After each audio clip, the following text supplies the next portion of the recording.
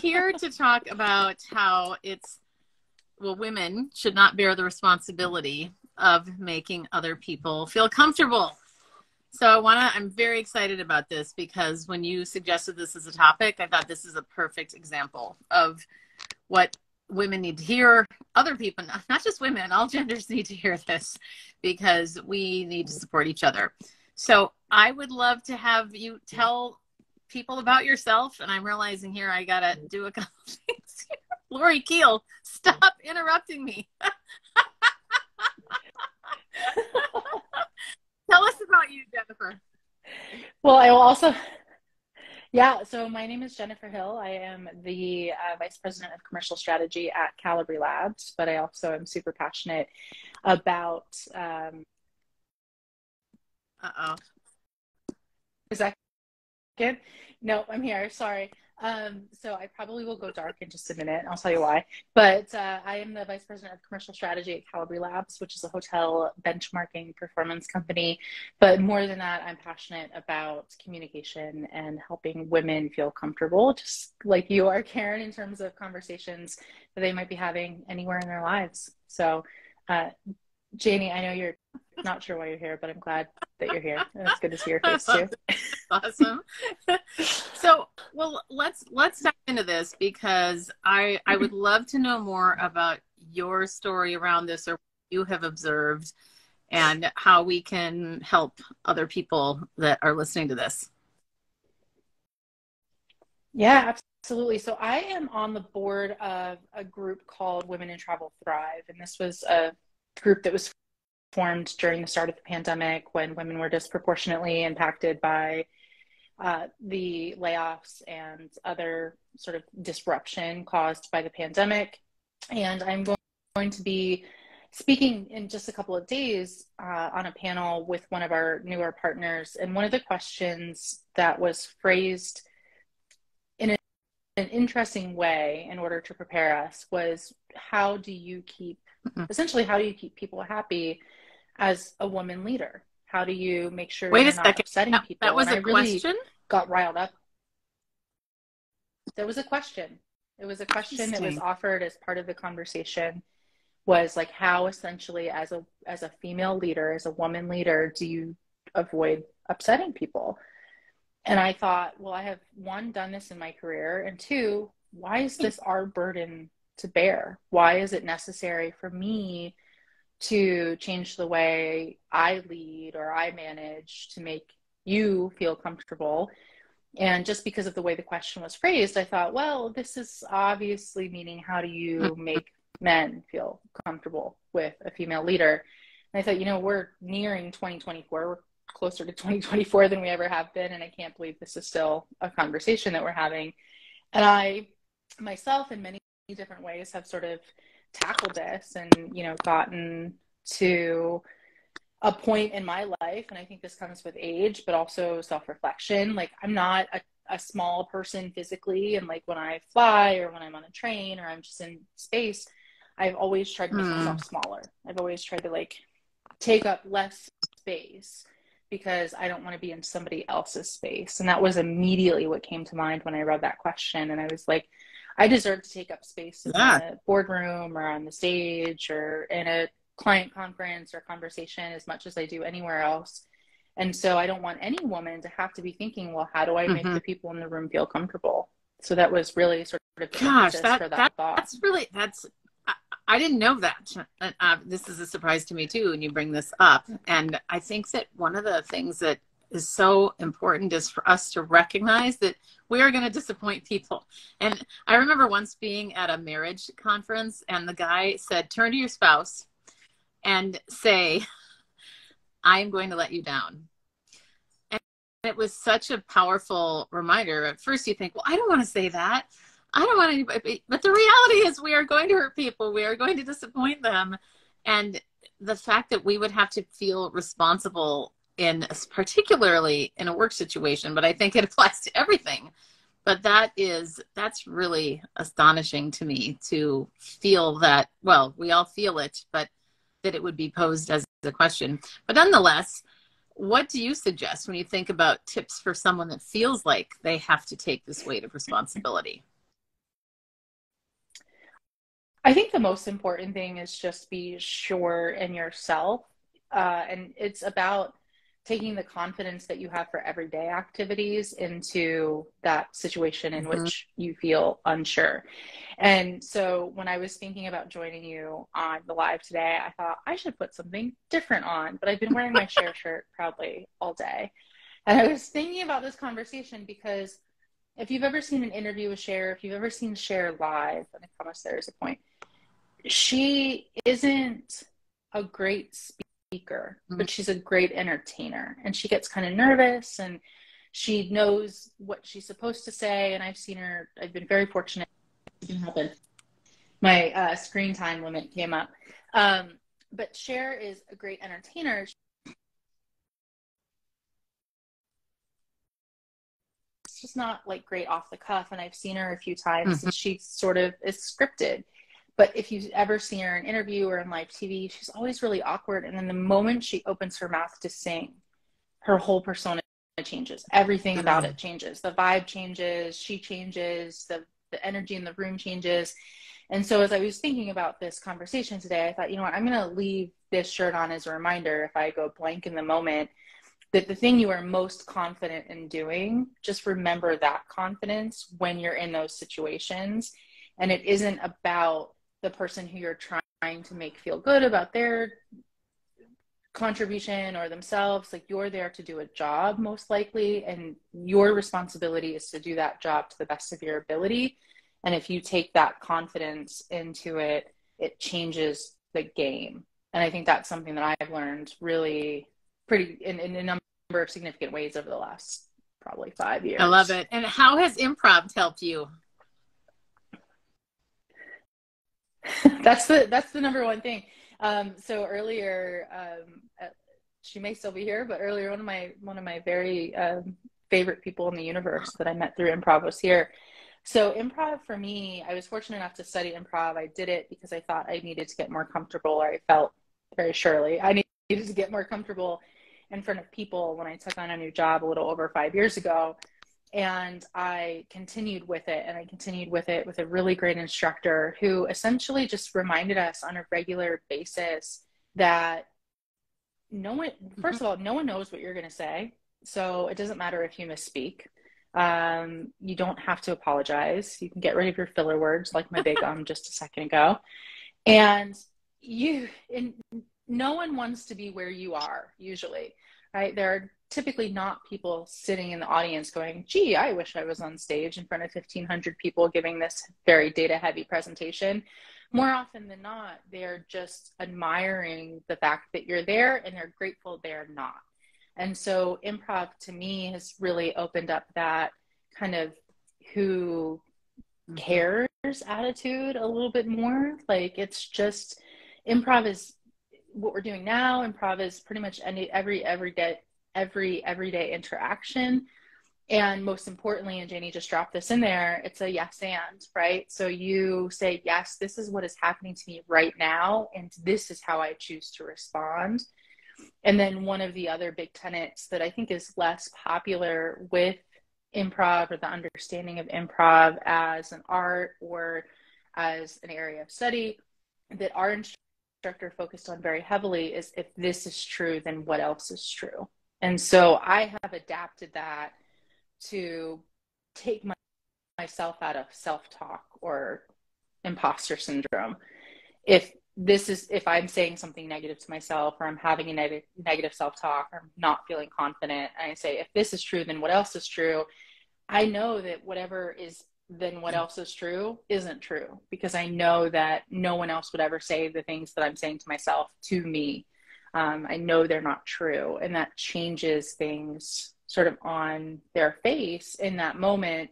And that helps me rebuild That's that fantastic. confidence. And so this is something that you do when you are feeling that imposter syndrome sometimes, for example, like in the moment. Do you do it in the moment? In the moment. If this is, oh, that was a stupid thing to say. If it is true that you're stupid, then what else is true?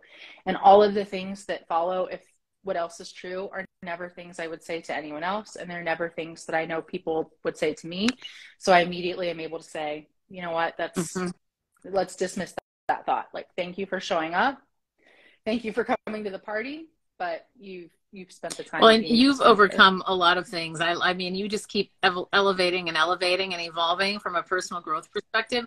What would you say is the biggest thing that you have overcome from a personal growth perspective? And maybe keep it in the communication realm, approximately. Sure. So one of the biggest challenges that I know I faced when I joined my company a little over 5 years ago was being, first of all, I'm a huge introvert. I am presently. It's not something you overcome. But I knew that I was so hard on myself that if I made a mistake in a sales pitch or a sales presentation, or if I didn't know the answer to a question, I would feel so badly about myself that usually my response would be to shut down and kind of curl up and not want to do anything else for the rest of the day. But I had reached a point in my career where my job Mm. was to continue on that day. So it wasn't just one call, and if I had that response, it was okay. I needed to go and do 5 more calls. So for me, getting comfortable with making those mistakes or not having the answers or not feeling like I accomplished something perfectly in the way that I wanted it to be accomplished or the way I envisioned it being accomplished was a huge obstacle that I overcame and I never thought I would be able to do. When I was on the hotel side of operations, I always avoided getting into sales conversations. People would say, "You want to join the sales department?" I never. No, I would not be able to take no for an answer, and not take it personally. And then I joined a company where my role was sales based, and so I needed to overcome that. And so for me, that's been the biggest thing, and I think that's led to a lot of other opportunities and opened a lot of other Yeah. doors for What me. advice would you give to somebody? I mean, first of all, I think we need to call out or mention the fact here that you are an introvert. So for people listening, this is something that we can overcome. You can still, and I love the fact that you said that's not changing. You simply adapt. And so I want to ask you another question first. How do you adapt and how do you maintain your sanity, energy level, whatever you want to call it, being an introvert in really an extrovert world, if you want to be totally honest? Yeah, I think that for me, the most important thing has been getting comfortable with the vulnerability of the conversation. That I'm an introvert. I need the time after heavy in-person sessions to recharge. I don't want to go until midnight and meet up again at 7:30 in the morning for breakfast. I am going to probably wander off and want to be alone during the day. And some of the most rewarding work relationships I've had are with people who understand that. How can I support you? How can I make sure that you have that time and space to yourself? Can I help you find the room where you can go off and do that? And it's not easy to, for me, it hasn't been Mm. easy to ask for those things because it makes me feel a little bit like a diva, like, oh, do you have a space where I can just have a quiet 15 minutes? But if I don't get that and I don't advocate for myself in that way, I literally Wow. lose my words. It's like I have a volume of words for the day. And if I don't have this space to have that little bit of recharge, I can lose them. And I get really quiet. I know there are some people who have joined us who know me who've probably experienced that with me in social situations where it's not that I necessarily want to leave or I'm not having a good time anymore or I'm not feeling like I'm contributing in some way or I'm learning or observing something, but I just have physically run out of words. I cannot physically come up with something more to say. So I have adapted really well by recognizing that and knowing that about myself. I'm just coming off a 5 week period of really heavy travel, and I was fortunate enough with both my workload and with my current organization where I was able to build myself 3-day weekends so that after every one of those heavy trip weeks, I could take an extra day and I'm supported at home. And my wife is really supportive of that too. Like she knows that, on that extra day, it's not like a honey-do list day. It's, lounging around watching HGTV and Food Network and napping day for me to You are recharge. And so those so things have good been at really asking important. for what you want and need. You're a model example for that. It really is amazing. I want to address what True Janie said. How were you able to name that in your professional life? Must have been hard. It is really hard, especially because I think people And, you know, Karen, you've gotten really immersed in this hospitality world Yeah, too over thank the last you. couple of years with me. And I think people see see the people who go up on stage and have that confidence to do it, and they think, oh, it's easy, I want to do that. And you know how, and it's a lot of work. It's a lot of self-doubt that I personally have to overcome. And I just got comfortable saying, I don't know if this is what you want to hear, but this is what I'm here to tell you. And I think that, like in improv, that openness and a self-awareness to be able to acknowledge that gives people an immediate thread. There's a connectivity and there's a credibility there that is like, no one knows what we're doing. We're here just to figure it out. Like, I might know these numbers better than you do, but you're going to take away from it what you're going to take away from it. And I'm here to present that to you, and I'm here to give you a service. And I think that's what has always appealed to me, and I continue to find attractive about hospitality in general, is we are here to serve people. It's a business of people serving people. And so that is something I fall back on too a lot. It's like, in order for me to be able to serve my clients or serve my guests, I have to be at my best. It's that same thing I think that we experience in relationships and our marriages. And Janie, as a parent, I know you have that too. Like, it's just making that connection and making sure that you feel good so that you can help other people. It's so true. Really looking at that from the perspective of what does your audience need? I mean, that's, you know, I do so much work with people that present, and although I do think it is kind of a funny thing about public speaking, is there really such a thing as private speaking? Unless you're talking to yourself in the shower or the car, we are always public speaking. And that is such a good reminder of what you said, of being of service. And I do think that also, very much like improv, it allows you to be present when you're focused on the audience, not yourself and your own doubt or insecurities, even though those are all really valid. But how do we overcome those? So, yeah. And supporting your team, right? If you are in an improv class or improv troupe, your goal is to never let your teammates fail. And that's how I've always thought of my career too. And so when I started taking improv classes, I was like, this is what I've been doing. And again, everybody does improv every day, you know, just in every interaction. But I've often described it as sort of the best church or the best therapy that I've ever had, because it's helped bring all of those. Yeah, well, and that's a really together. Good piece of advice for people to think about, or at least I'm thinking about it from an advice perspective of go out and take an improv class, because I do think that it is the best communication course you could ever take, and helping to get that muscle memory in of just not, I don't want to say not caring, but not caring so much that you're heavily dependent on whatever, feeling a certain way, being a certain way to the room, when we don't need to have all of those things tripping us up in our head. Just being able to be present and be a real human being, not a robot talking at people either.